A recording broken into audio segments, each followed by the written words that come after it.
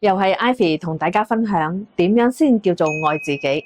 其實你知唔知啊？有好多人呢，原來唔中意自己嘅喎，因為覺得自己呢樣又唔好啦，嗰樣又唔好啦，又唔夠人好啦。所以我哋呢，要愛自己，就要同過去你唔中意嗰個自己和解，咁先至可以擁抱到呢個未來啊嘛。過去嘅一啲傷痛啦，我哋唔好成日都孭住佢啊，其實好攰噶啦。愛自己就係願意放下，原諒嗰個曾經令到你跌倒嘅自己。